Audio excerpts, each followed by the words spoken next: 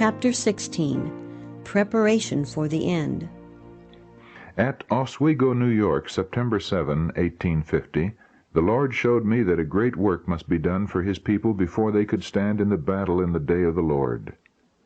I was pointed to those who claim to be Adventists, but who reject the present truth, and saw that they were crumbling, and that the hand of the Lord was in their midst to divide and scatter them now in the gathering time, so that the precious jewels among them, who have formerly been deceived, may have their eyes opened to see their true state. And now, when the truth is presented to them by the Lord's messengers, they are prepared to listen, and see its beauty and harmony, and to leave their former associates and errors, embrace the precious truth, and stand where they can define their position. I saw that those who oppose the Sabbath of the Lord could not take the Bible and show that our position is incorrect.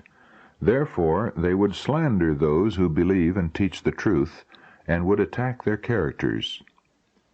Many who were once conscientious and loved God and His Word have become so hardened by rejecting the light of truth that they do not hesitate to wickedly misrepresent and falsely accuse those who love the holy Sabbath, if by so doing they can injure the influence of those who fearlessly declare the truth.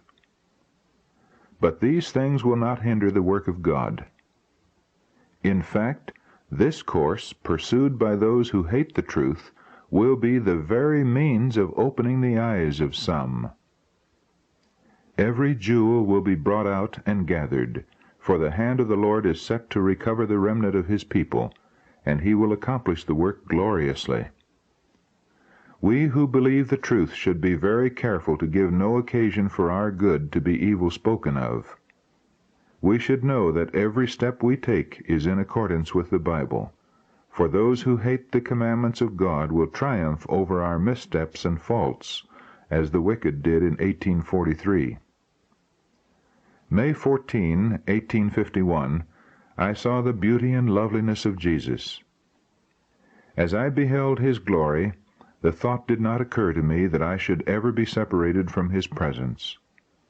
I saw a light coming from the glory that encircled the Father, and as it approached near to me, my body trembled and shook like a leaf. I thought that if it should come near me, I would be struck out of existence. But the light passed me. Then could I have some sense of the great and terrible God with whom we have to do. I saw then what faint views some have of the holiness of God, and how much they take His holy and reverend name in vain, without realizing that it is God, the great and terrible God, of whom they are speaking. While praying, many use careless and irreverent expressions, which grieve the tender Spirit of the Lord, and cause their petitions to be shut out of heaven.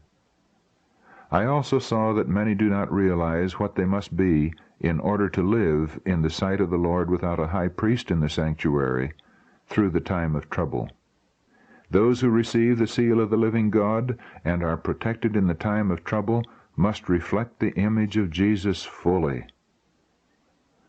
I saw that many were neglecting the preparation so needful, and were looking to the time of refreshing and the latter rain to fit them to stand in the day of the Lord and to live in His sight.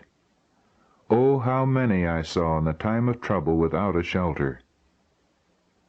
They had neglected the needful preparation, therefore they could not receive the refreshing that all must have to fit them to live in the sight of a holy God.